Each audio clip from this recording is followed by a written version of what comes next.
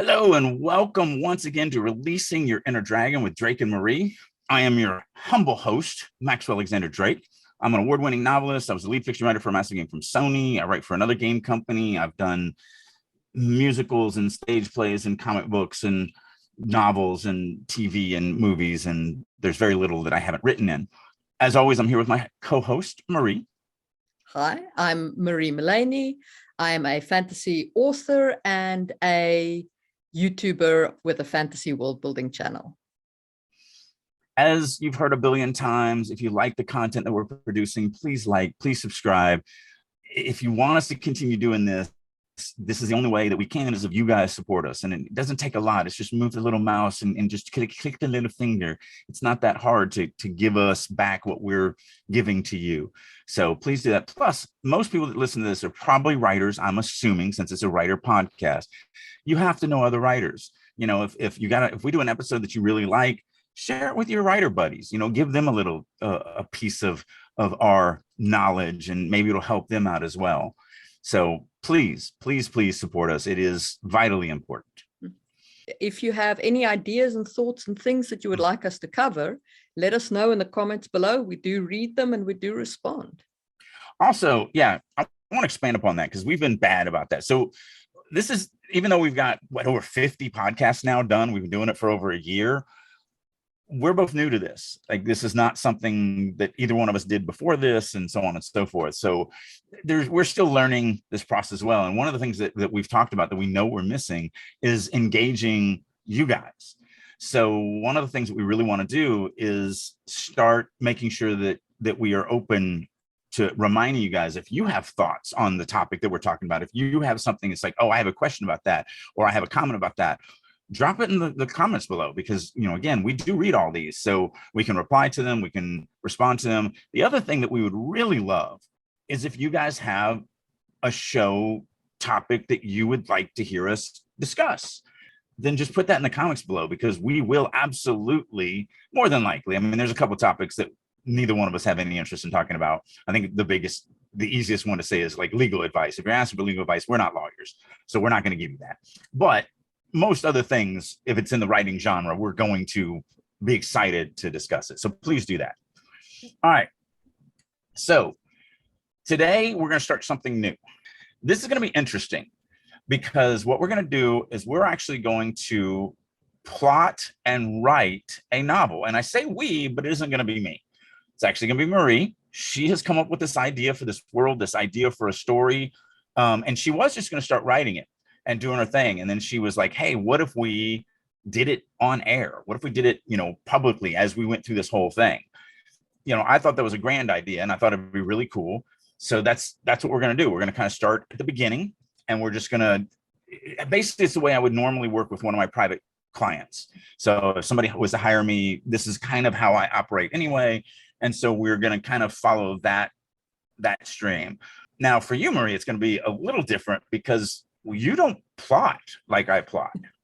No, so for me, this is quite a different experience. So I thought that it would be cool to have work that both of us are happy to have publicly available, that we edit and that we go through the editing process and the decision on how to write things and characterization and so on.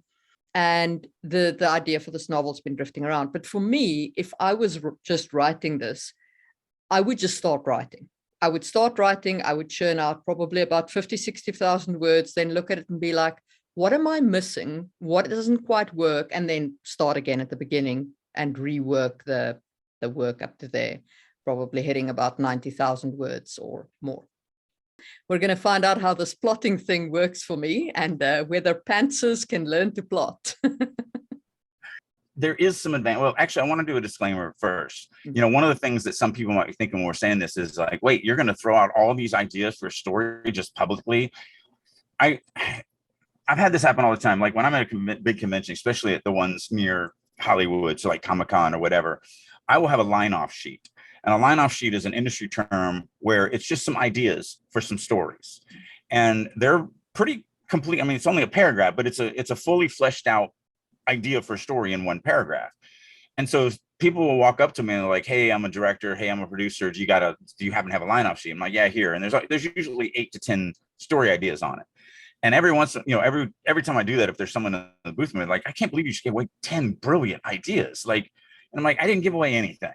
Like, first of all, there's no unique ideas. It's not about coming with unique ideas. It's about coming with unique ways to mix basically every idea that has ever been discussed in the world.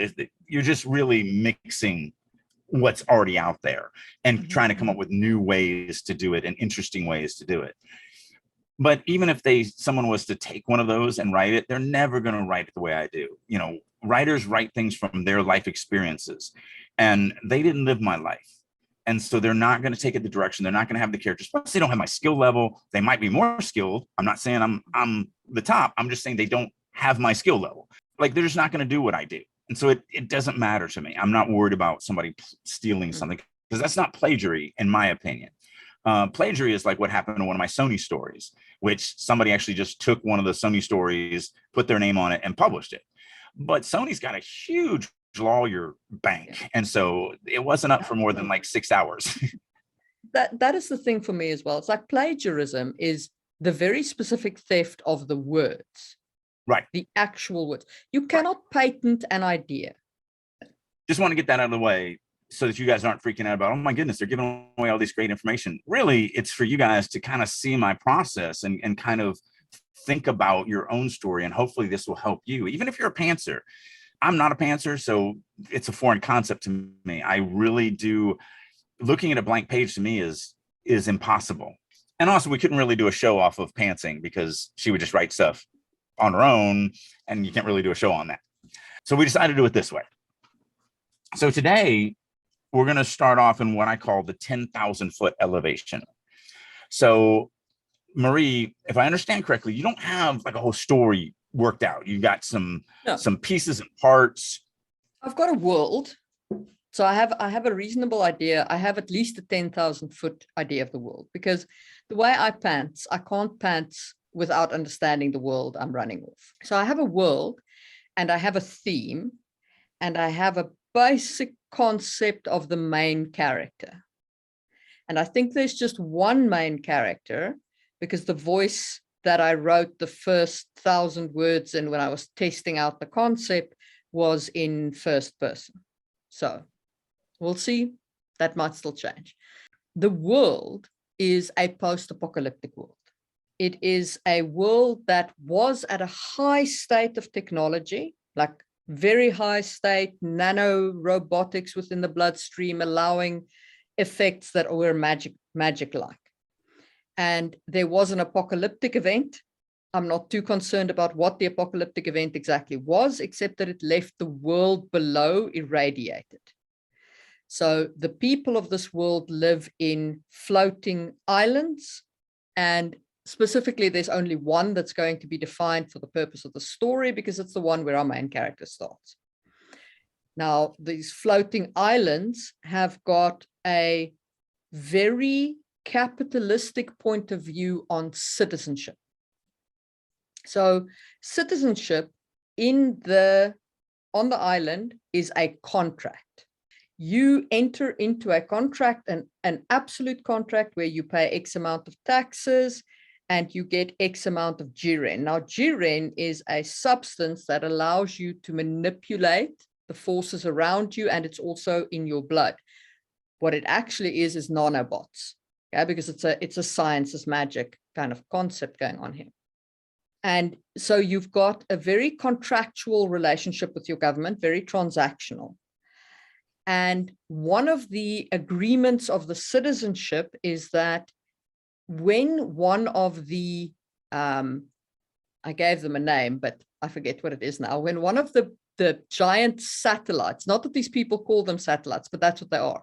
When one of the giant satellites falls out of the orbit of the world, they take with them like a mine of jiren, right?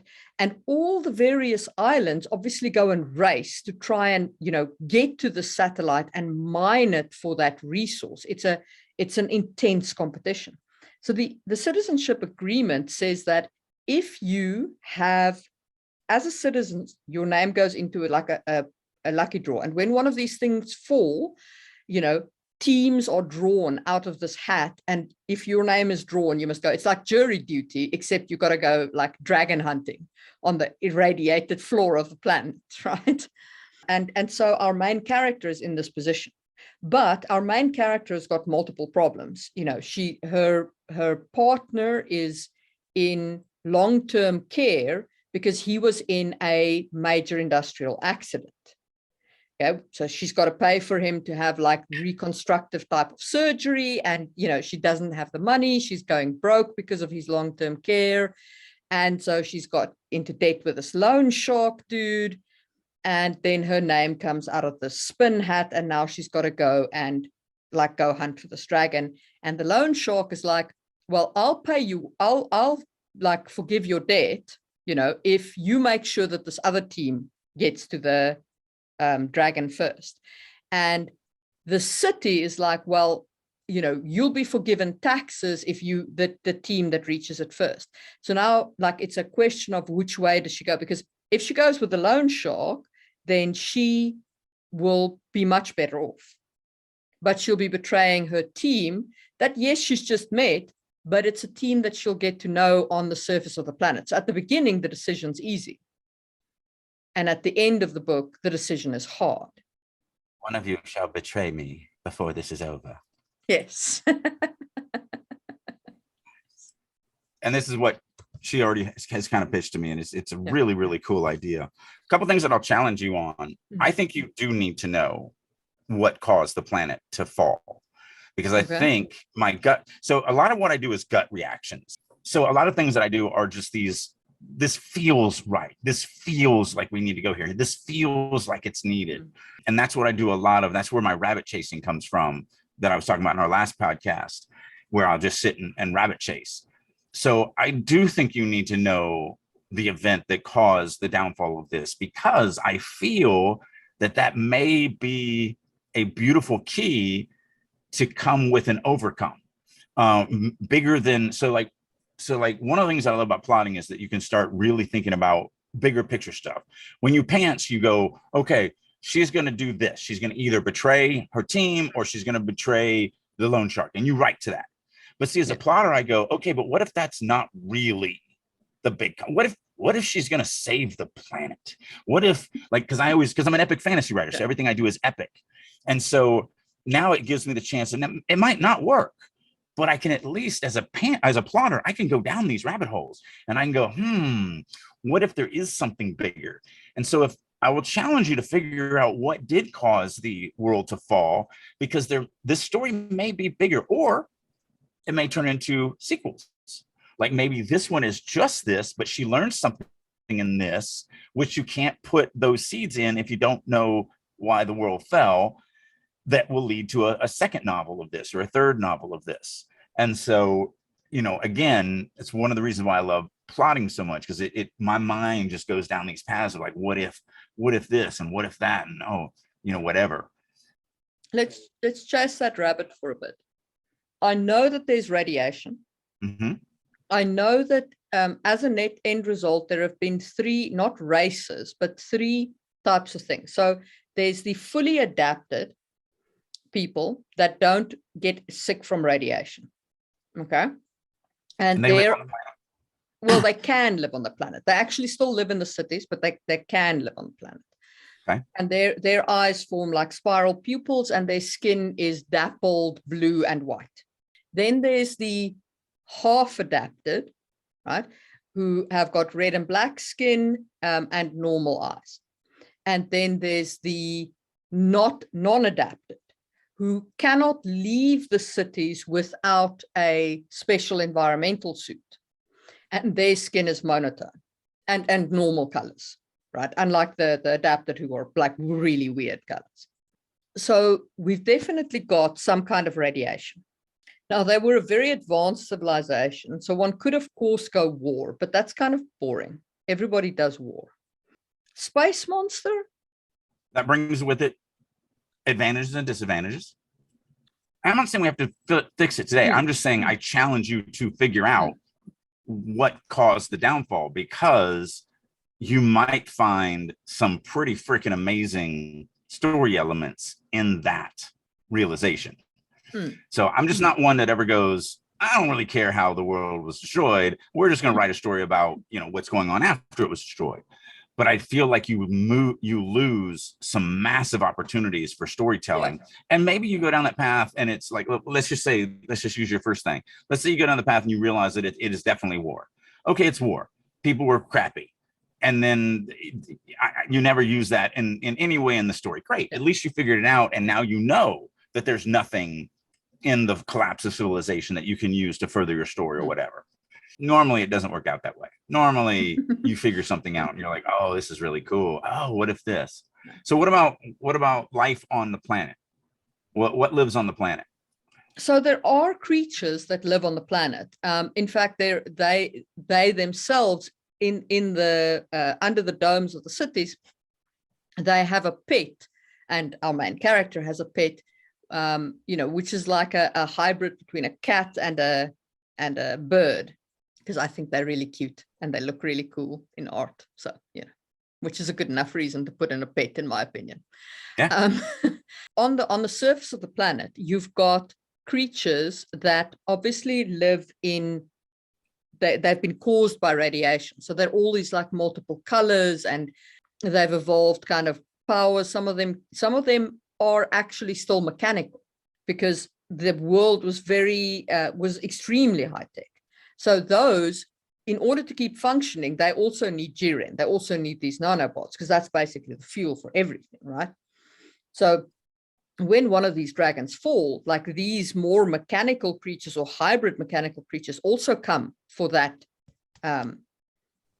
creature, so that they also form in like a competition, and how intelligent they are or not is dependent. And then there are people who do live on the surface of the planet, who do live free of the city states, and who obviously also like look for Jiren. They live in harmony with the land, and that kind of like people living in the devastation of the post-apoc world. And to them, like the people from the cities are, intruders and invaders. And so is the radiation on the land consistent, or are there pockets of less radiation, more radiation? It's got pockets. So some of the pockets is more intense and creates either places where nothing can live, or places where the true weirdness comes out, depending on, the level of radiation and the type and so on. And there are places where you just cannot go in unless you are like super adapted or completely mechanical, because the radiation will kill you. All right. So what are you thinking? Let's jump to a different train of thought. What do you feel the big bad is? What is the big bad in this? What are we trying to overcome in your mind? So in my mind, it's the competition with the other teams racing for the creature. Yeah, but just beating another team from another city state, to me, that's not epic enough. To me, that's just like, it's like watching a football game. I'd never write a novel about one football game where one team beats the other team.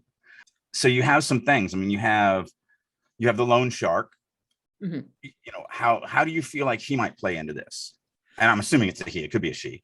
It is a he in this case. But the loan shark, his play is trying to force her to betray her team. That's his play. What's his motivation? Why is he doing it? So the team that he wants to win, he owes money to that guy. So it's like a little daisy chain of debt. And so his debt will be paid off if he can make sure that they get to the end prize. Which is a weird thing to bet against, because, if I'm that last guy in the chain that's going to, the guy that is owed everything, my team may win anyway without any intervention. So, by saying, but it does hedge your bets and make it a little bit better. How many teams go after this? How many is it? Like each city state has a team that's going after this? Yeah, so I'm thinking like 6. Okay. 60. All right. Yeah. That ups the ante a little bit more than just 2. How far are they willing to go? How much civility do these teams have with each other? Well, that's the thing, right? I mean, we're talking about like the equivalent of oil, or even more intensely than oil, you know? Well, and the Stormlight Chronicles. And Yeah. again, I'm not worried about ideas crossing Mm, or anything like that. I'm just always going mm, to look at other ideas that have kind of gone down similar paths. But mm. you have those giant crabs that come up to the surface that have, it's been a long time, they have some magical something in them. Yeah. And so everybody races to kill the crab, and they will do horrible things to each other. They're just armies, and they Mm, will slaughter each other mm. without remorse until one army is finally driven away from this animal, whatever it is, and then Yeah. they can harvest the thing that they're harvesting. Again, it's been way too long. I've had cancer since I read that book. So, Yeah. So, you're gonna have to forgive me if I got some of the details wrong. yeah. But yeah, they have no remorse. So it is sort of that principle, but it's a little lighter because, these are small squads that are sent out, right, to secure the thing and then to set up the kind of mining, because you got to find the damn thing first, lay claim to it and so on. And once you're there, once you've got the thing, right, then you're pretty much holding it, because they're going to send magic users, right? And Jiren fuels magic use, which is basically a technology, right? But so once you're sitting on top of an unlimited source of Jiren, or to all intents and purposes, an unlimited source of Jiren for a single magic user, right? You're golden. Like, you can keep the others at bay all day long. So there's definitely then one mage with the scouting party, so that when they get there, they install him and he becomes the At least god one. Yeah. and rains death down on anybody who gets near. Mm. Okay, because that was one thing when you were going down the path. I had a bunch of problems with the reality of that. But even still, okay, so what weaponry do these people have? Do they have any long range type weapons? Mm-hmm. Because even if there's one mage sitting up on top of this satellite, can I pick him off from a distance with a sniper rifle? You can, which is why you need to have like defense. You need to kind of basically construct the kind of a protected like thing for the mage to then kind of lay claim to this thing. Does it change your story if it's just like a canister or something like that, just something portable that the first team can get there, pull this thing out, and then race back? Because then you now have, does it have to be, I'm going to set up a base around this thing? Does it change? Because the reason why is because we talked about this a couple of times on the podcast. When I'm creating stories, there's two things that everything adds. Everything adds complexity, and everything adds complications. We want complications because complications are things that are interesting, that the characters are going to have to overcome. And every complication adds complexity. But there has to be, in my mind, there has to be more complications added with everything that I'm adding versus complexity. And the complexity of having to set up a defensive perimeter and a base and protect it and all this stuff. And not just now, but if, like, let's say they mine it it takes a year or 6 months to mine this thing, I'm going to be attacking it. If I didn't win that, I'm going to be coming after you for the entire time that you're freaking doing it. It's sort of like the spice mines on Dune, where you're going to get a worm's going to come and eat you. So you have now that's just one worm, and they're not intelligent, and they're just drawn to that. And so they have figured out that they can have a chopper attached to the mining machine and pick it up, and then everything's fine. But, so my mind is going down this. That's a lot of complexity. And what do I get out of that from a story standpoint? I mean, is my main character going to be a full-time guard here? Is that the story? So that's why anytime I run anything like that, I'm going to go, okay, because I have no loyalty to anything. No. So it's always about, that's a cool idea, but man, it's a lot of complexity. So I'm just throwing it out. Yeah. And again, I got no skin in this game. Everybody needs to understand that. I'm not here to write this story for Marie. I'm here to just throw out a bunch of information at her, and she can do with it as she pleases, because that's the way I am with my private clients. I don't even try to tell you how I would do it. Like, if it was me, I would definitely do this, because to me, that's too much coercion, in my opinion. especially if you think that I'm, a professional should be listened to. If I say something like, well, I mean, if I was doing it and I do it this way, you're probably going to do it that way. And I don't want to take that responsibility. I don't think it would. I think a canister would be fun. The reason why it was originally like a mining concept is because I based it on the concept of a whale fall. Now, I don't know if you know what a whale fall is, but it's when a whale dies in the open ocean and its carcass sinks to the bottom. And what happens is, because it's in the open ocean, far from a coral reef and whatever, like all of these animals that don't see a lot of food, right?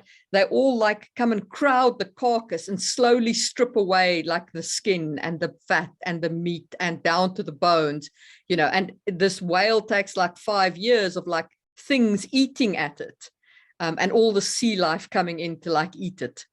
Yeah, I've seen the documentaries on those. It's just because like one of the worms that does it is something like one of the oldest animals on our planet. Exactly. It's some type of eel, but it's so primitive. Like it doesn't even have a jaw, if I remember. Anyway, we're getting off the subject. Yeah. So that's some crazy stuff. That whale fall concept is what I was like going for with like the thing falls out of the sky and then, like the cities. But it can be a canister. It's the same principle. Well, again, I love chasing rabbits, even if we don't use those rabbits. So going down that path, if you're going down the whale fall path, everybody does get to benefit from it. So what if they do have strict rules of engagement? What if they do have the first one gets this percentage, but then they have to share because they tried to do the whole, winner takes all thing, and then they would, that caused everybody to kill each other, and throughout time they forget. And again, this is just a rabbit hole chase that we're doing. So but then that adds complexity, it adds complications, it now adds more of a diplomatic kind of front to that. It takes away a little bit of the conflict, physical conflict, because they're going to kill each other for it.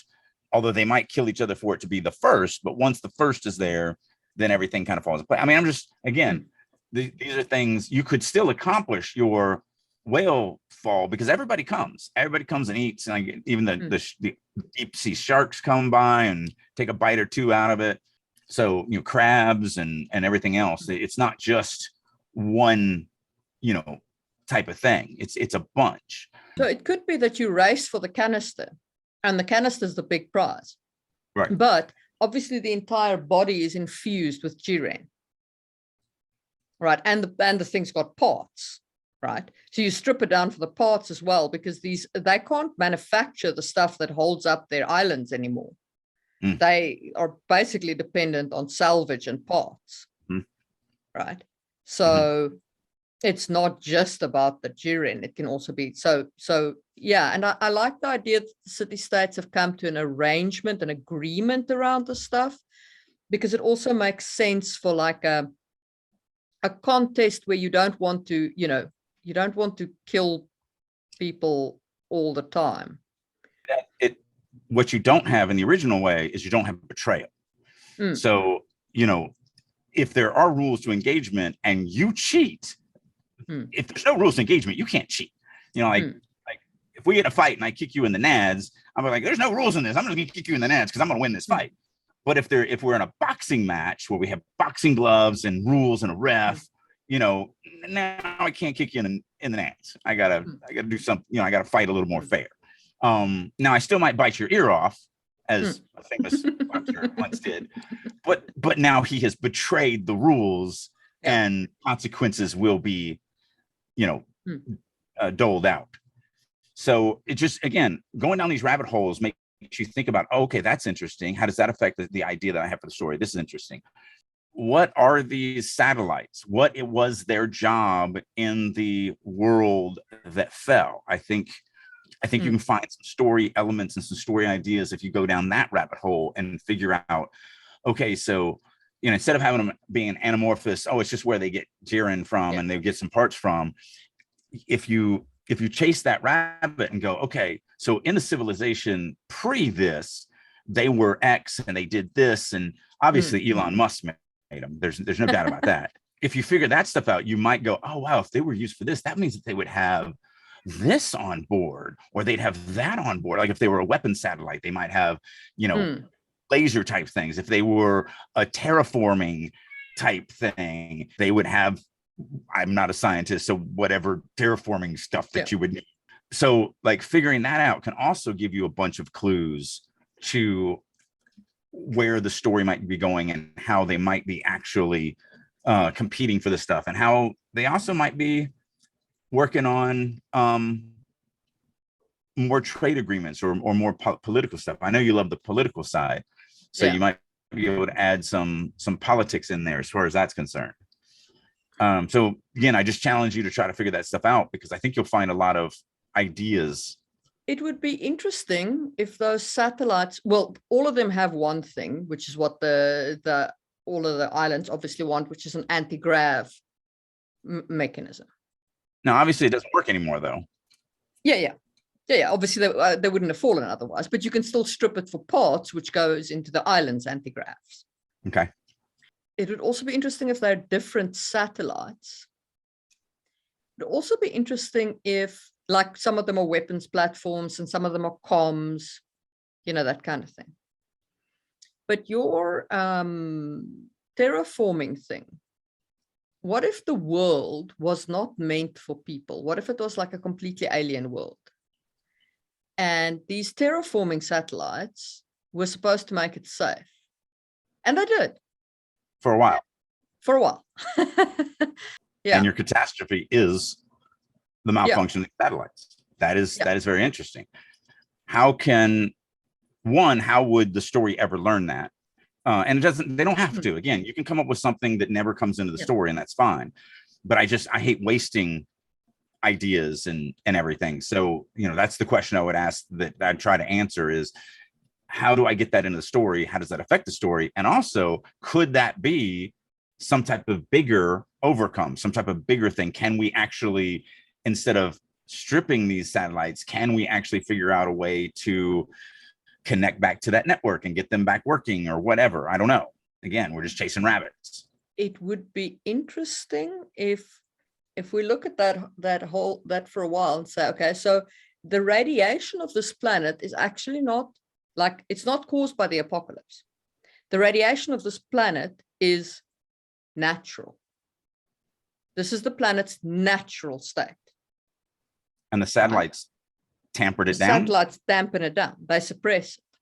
But people have started adapting, right? With the satellites, whatever, like, part of the process was supposed to be people adapting. And that's why, like, some of the nanobots were supposed to help with that process and kind of speed it along. But obviously people have lost track of this, in the whole process of, like, the satellite stopping to work and the planet below becoming hostile and all of the rest of that. But in essence, they could unshackle themselves from the islands by taking sufficient kind of like engagement of G-REN and putting it into the radiation of the planet and letting that bond and letting it bond fully with people.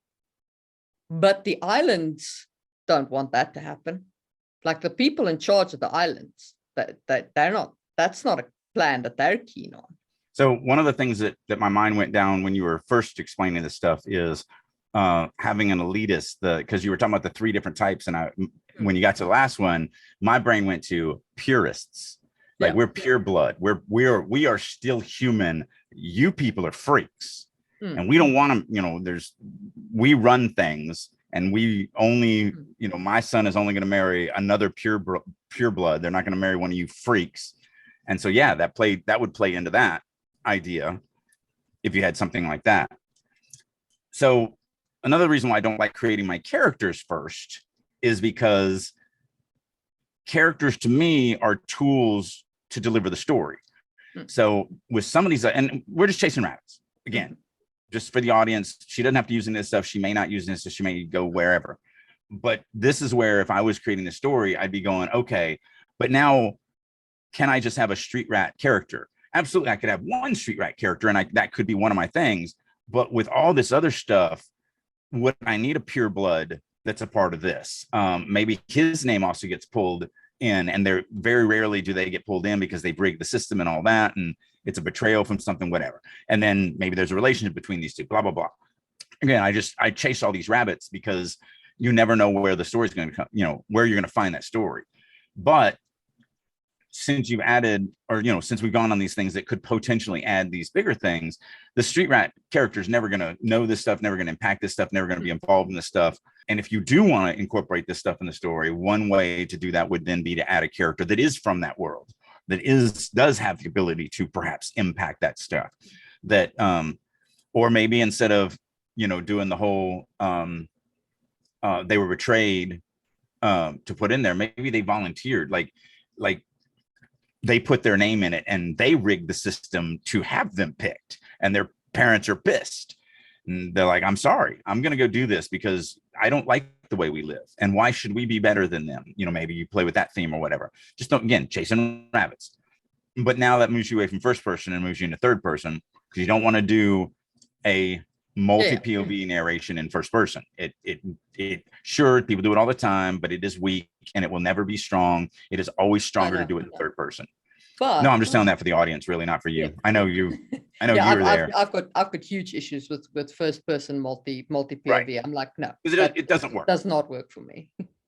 So anyway, again, this is why I like plotting, because we just chase rabbits and throw out ideas. So here's my thought around that though. Like, this is going to be a team story, right? I mean, they're going to be all together in the same location as a team. Mm-hmm. Or are we going to have a person in each team and then tell like the story from the 6 teams running towards the thing? Again, I'm not going to make a call on that. So you said we. It's I know. Really in your hands. But my recommendation is at that point, then 6 is too many. But 2 or 3 teams going after it, if you have a POV in each of the teams that have different motivations and different desires and different goals, that becomes very interesting, especially at 3, because again, it gives you that triangle relationship, a 3 relationship instead of 2, because one can then betray and the other 2 can befriend or whatever. There's all sorts of things you can do with that. Yeah, so as I see it, I can go one of 2 ways. I can write a single team story, right? In which case, 1 POV. Because it never makes sense to me to just have like rotating POVs in the same location and team. Right. Unless you're telling like I'm doing a little bit of that in the 3rd book of Sangwheel Chronicles, because all my POVs are in the same location, but they're in the same general location, not it's not an adventuring party in D&D. No. Right. So if you're doing an adventuring party, I think that you should have 1 main character.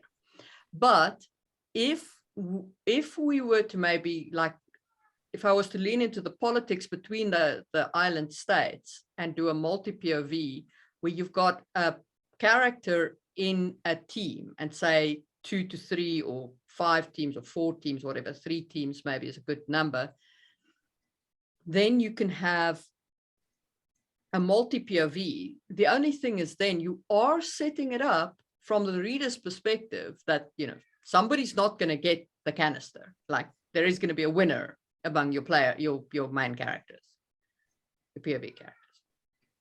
But again, if the actual overcome is the step above that, then the winning of the canister becomes less important. And also, it's a great, the image that popped in my head when you said that was, okay, great, 1 person does win, but then they go, but you need it more than me. Like, if you don't get this, you suffer personally and I don't. So now I'm going to give it to you. And again, it's just ways to build relationship between them, and maybe they're the bridge, the Romeo and Juliet bridge between the 2 communities, or the 2 floating cities or whatever. This is what I do a lot of. It's a lot of just, we've only been doing this for basically an hour now, so we're pretty much at our time. But I sometimes will spend weeks just bouncing ideas back and forth and back and forth and back and forth. We're probably going to do a lot of this stuff offline, just because we're not going to do everything. Just wait for once a week to do this. we'll do a lot of this stuff offline and then kind of jump ahead in the process. But hopefully that gave you guys a little kind of peek into just the power of, yeah, but what if? Okay, that's great, but what if? And I think the big thing that stops people from doing this is they are too committed to their original idea. You know, I knew a person, a professor who once told me, and again, I didn't go to college, but I know a lot of professors, but I had a professor who once told me, whatever your first idea is probably the weakest idea. Not always. Sometimes my first idea does get used, but a lot of times the first idea, and that's another reason why I don't appreciate pantsers so much, is because they tend to use a lot of their first ideas. And as a plotter, I go, okay, this is a great idea. How can we make it better? You know, I've said this before, that the other three writers of the realm are really starting to dread that phrase, because we'll come up with something that's just fantastic. I'm like, okay, great. How do we take it to 11? Like, where's the next step? And they're like, oh. And then we have to keep digging and keep digging and keep digging. But it makes the payoff at the end of the day so much more valuable. So yeah, I mean, you got a lot to think about, Marie. You got a lot to think about. Hopefully the listeners, and again, tell us what you think. Tell us how you guys think about plotting, and do you guys pants or anything like that? We'd love to kind of start that discussion in the comments below. Hit us with what you thought of this episode, whether you're interested in seeing us continue to work through this novel, editing chapters, and talking characters and doing all of that kind of thing. Let us know in the. I didn't even think about that. Yeah, I guess you guys should tell us if you want us to do this. Yeah. I just assumed we were going to do it, but you're right. Maybe a bunch of people are like, nope, that was terrible. That's the worst idea you guys have ever had. And otherwise, we will see you soon for another episode. Bye.